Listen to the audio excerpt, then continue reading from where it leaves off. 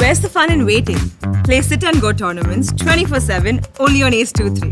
This game involves an element of financial risk and may be addictive. Please play responsibly and at your own risk.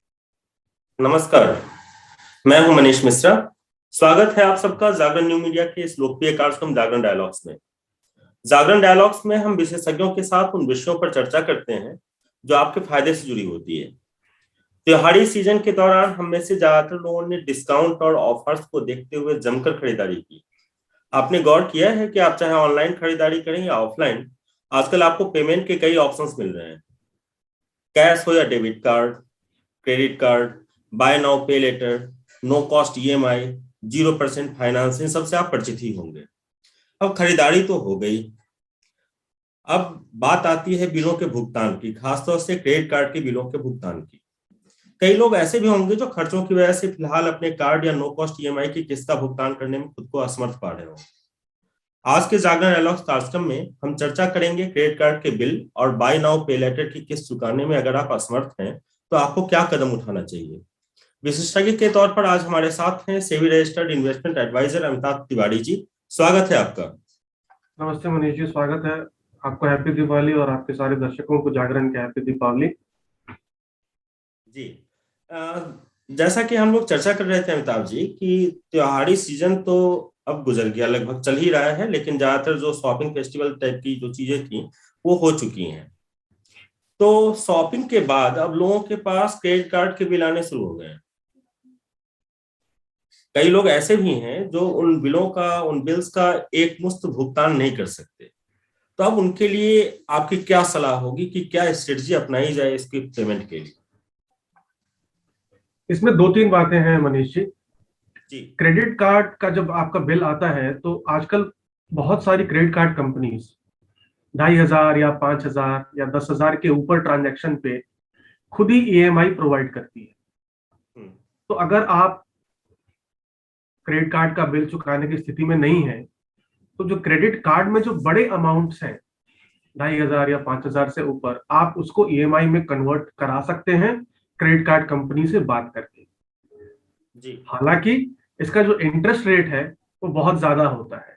Credit card में interest rate is anywhere between 36 to 45% per annum.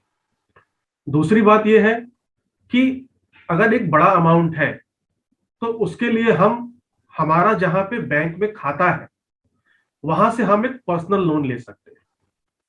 Personal loan का जो interest rate होता है वो लगभग इससे आधा होगा, तो 18 से 20-22% पे पर्सनल लोन, डिपेंडिंग अपॉन आपकी क्रेडिट हिस्ट्री क्या है और आपका इनकम एक्सपेंडिचर क्या है, आपके बैंक के साथ क्या रिलेशनशिप है, वो आपको एक पर्सनल लोन मिल सकता है। उस पर्सनल लोन को आप यूज करके क्रेडिट कार्ड का जो बिल है उसको आप पे कर सकते हैं। लेकिन इसमें प्रोसेसिंग में थोड़ा टाइम लगता है। क्रेडिट कार्ड कंपनी के पास ऑलरेडी आपकी लिमिट एस्टेब्लिश्ड है। वो जो EMI में कन्वर्ट करने का जो प्रोसेस है वो काफी तुरंत है, जबकि इसमें थोड़ा आपको टाइम लग सकता है। ये एक सस्ता उपाय है क्रेडिट कार्ड कंपनी से ही खुद EMI कराने के कंपैरिजन में, लेकिन इसमें थोड़ा टाइम लग सकता है। तीसरा तो जरूर ये है कि हम अपने दोस्तों या अपने परिवार से इंटरेस्ट फ्री क्रेडिट ले लें और क्रेडिट कार्ड का बिल चुकता करें, क्योंकि क्रेडिट कार्ड जो है डेट वो सबसे कॉस्टली डेट होता है और आपके क्रेडिट प्रोफाइल को भी वो इम्पैक्ट करता है, आपके सिविल स्कोर को इम्पैक्ट करता है, जो कि आपके फ्यूचर लोन लेने की कैपेबिलिटी को इम्पैक्ट करता है। इसलिए बहुत ही सावधानी से इसके बारे में फैसला लेना चाहिए और किसी भी हालत में डिफॉल्ट को करने से बचना चाहिए जी। अब सर, एक वर्ग ऐसा भी है क्रेडिट कार्ड होल्डर्स का जो मतलब ये मान के चलता है कि साहब चलो 50,000 का बिल है, अभी नहीं दे सकते, मिनिमम जो है 5,000 उसका हम पेमेंट कर देते हैं।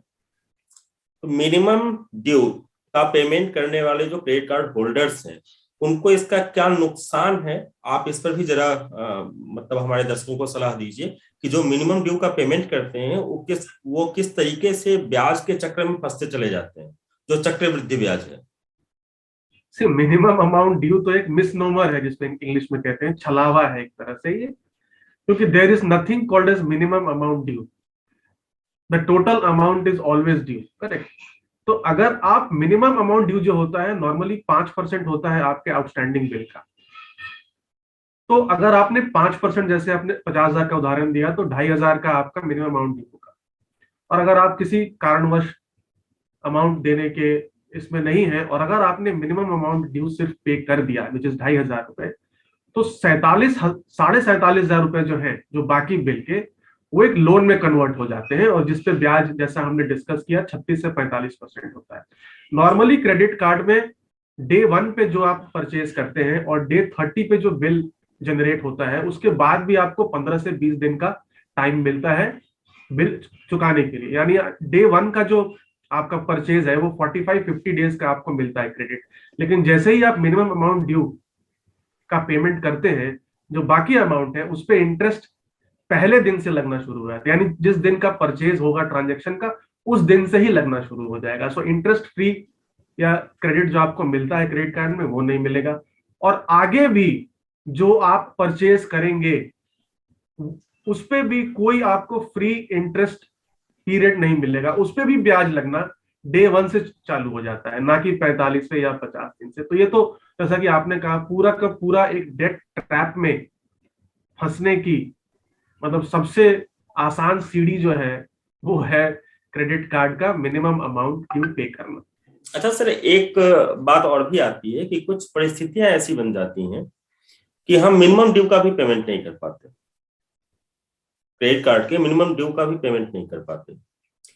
इससे स्वाभाविक है कि अगर एक बार भी हमारा पेमेंट, हमारा बिल जो है ड्यू, वो मिस होता है, तो हमारा क्रेडिट स्कोर प्रभावित होता है। भविष्य में ऐसे लोगों को लोन लेने में भी परेशानियां होती हैं। तो ऐसे जो लोग हैं, इनको क्या स्ट्रेटजी बनाकर चलना चाहिए कि बाद में जो क्रेडिट कार्ड का बिल है उसका वो भुगतान नहीं कर पाते हैं, उससे उनका क्रेडिट स्कोर प्रभावित होता है, जिससे भविष्य में लोन लेने में परेशानी हो सकती है। तो ऐसे लोगों को आपकी क्या सलाह होगी? तो जैसा हमने पहले सवाल में डिस्कस किया, क्रेडिट कार्ड जो है वो सबसे कॉस्टली डेट होता है।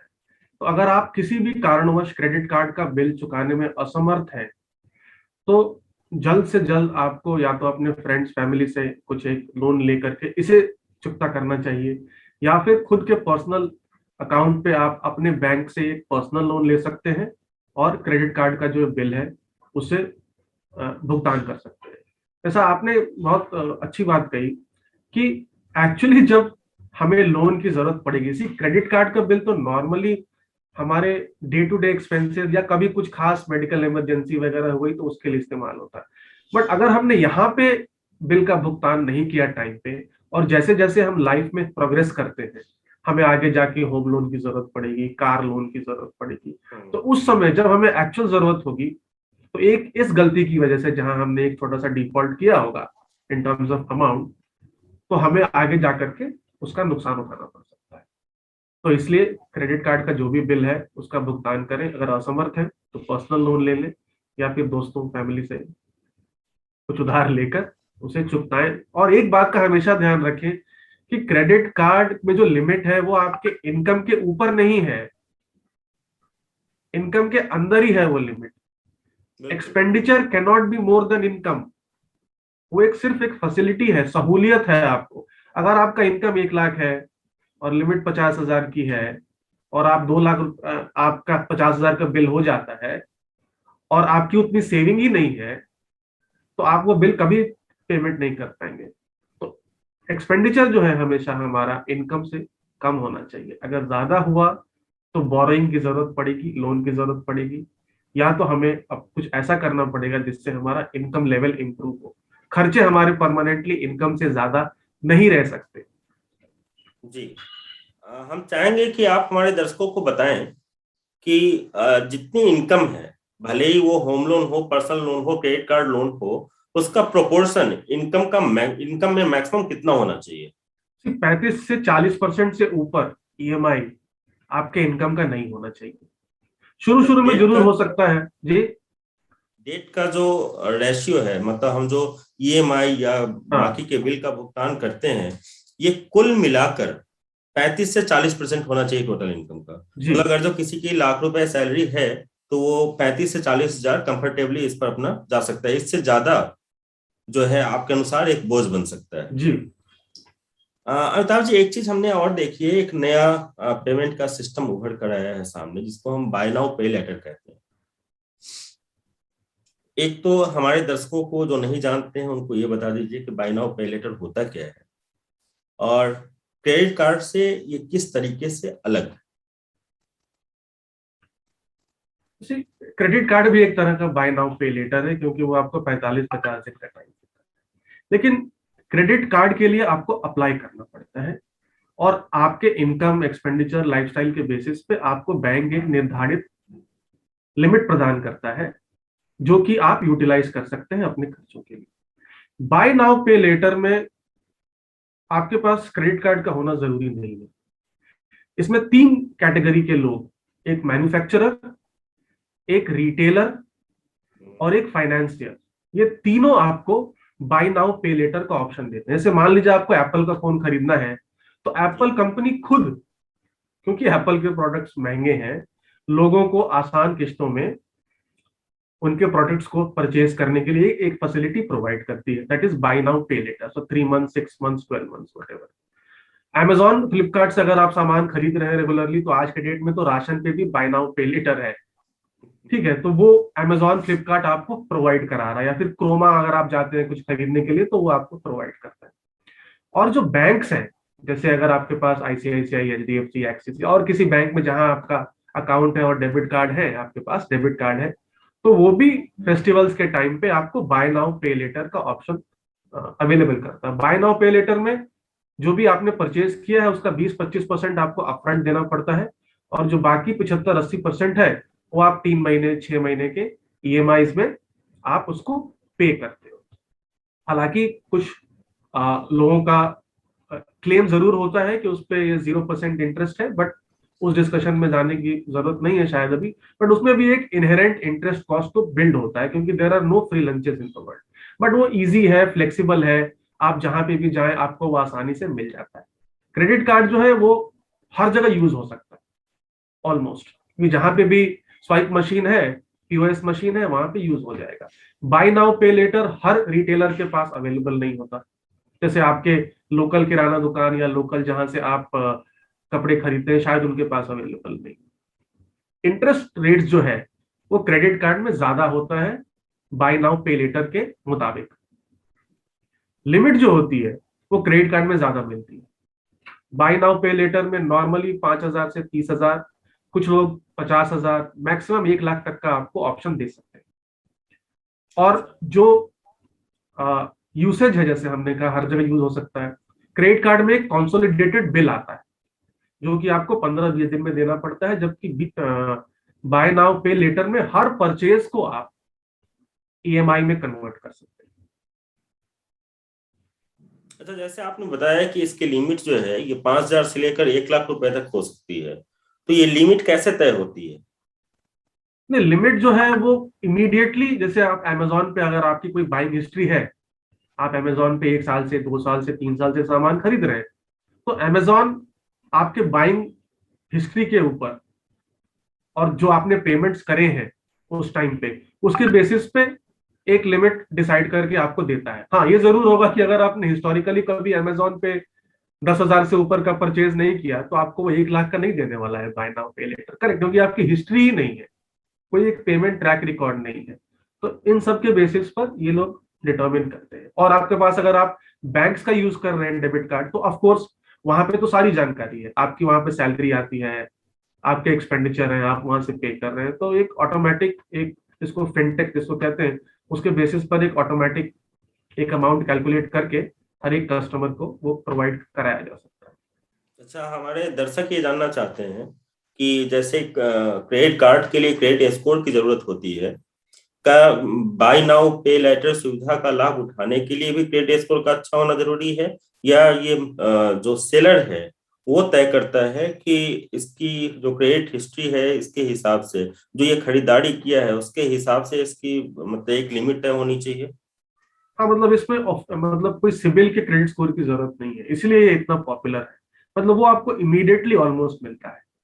इमीडिएटली मिलता है। अगर आप क्रोमा या किसी स्टोर में जाते हैं और आप दिवाली के टाइम पे मिक्सी या जूसर या फ्रिज या एसी कुछ खरीद रहे हैं, तो इमीडिएटली जो रिटेलर है या उनके भी टाई अप्स होते हैं फाइनेंशियल्स के साथ, जैसे बजाज फाइनेंस के साथ किसी का टाई अप हो सकता है, तो वहीं पे वो आपका थोड़ा बहुत इंफॉर्मेशन ले करके वो आपको इमीडिएटली प्रोवाइड करा देता है वो बाय नाउ पे लेटर की फैसिलिटी। हाँ, आपके इनकम और इन सब के बेसिस पे वो ये डिटरमिन करता है कि आपको कितना डाउन पेमेंट लेना है उसको आपसे कितना डाउन पेमेंट लेना है, कितना रिस्क वो ले सकता है आपके ऊपर। बट इसमें कोई सिबिल स्कोर की जरूरत नहीं है, काफी इमीडिएटली होता है।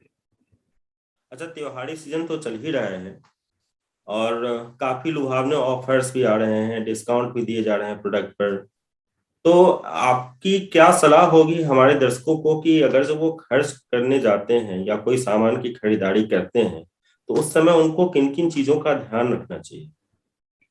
देखिए, सबसे पहले तो हमें, जैसे हम अगर अपने माता पिता के टाइम का उल्लेख करें तो उस समय तो कोई credit card, buy now pay letter, ये सब स्कीम्स नहीं थे। तो दिवाली में जो अगर कोई बड़ी परचेज करनी होती थी तो हर महीने एक अमाउंट सेव किया जाता था और तब जाकर के दिवाली में वो परचेज किया जाता था। That is the, I mean, best way to do it.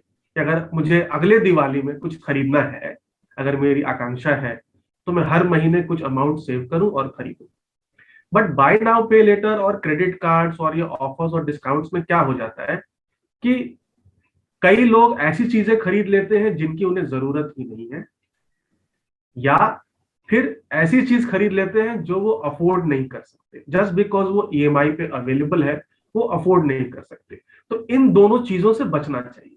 Of course buy now pay letter आपको फ्लेक्सिबिलिटी देता है, बट अगर वो चीज आपको जरूरी है और आप अफोर्ड कर सकते हैं, तभी वो चीज आप ले, डेट ट्रैप में ना फंसे। ग्रेट। सर, हमारे एक दर्शक हैं कुंवर जितेंद्र सिंह, इन्होंने पूछा है कि क्रेडिट कार्ड का जो ओवरड्यू है उसको सेटल करने क्या क्या उपाय है, उसको कैसे सेटल किया जाए? फाइनल सेटलमेंट की ये बात पूछ रहे हैं। फाइनल सेटलमेंट तो अलग अलग केस में अलग अलग लेवल पे होता है।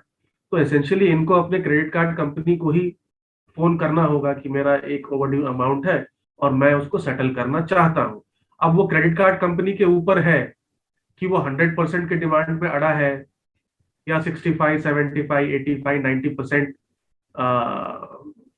अमाउंट लेकर के सेटल कर देता है। मतलब एसेंशियली इस पे इंटरेस्ट माफ करता है क्या? वो मूल तो कोई एसेंशियली माफ करेगा नहीं, लेकिन जो इंटरेस्ट पे इंटरेस्ट है, तो कई केसेस में क्रेडिट कार्ड कंपनीज थोड़ा बहुत एडजस्टमेंट्स कर लेती हैं।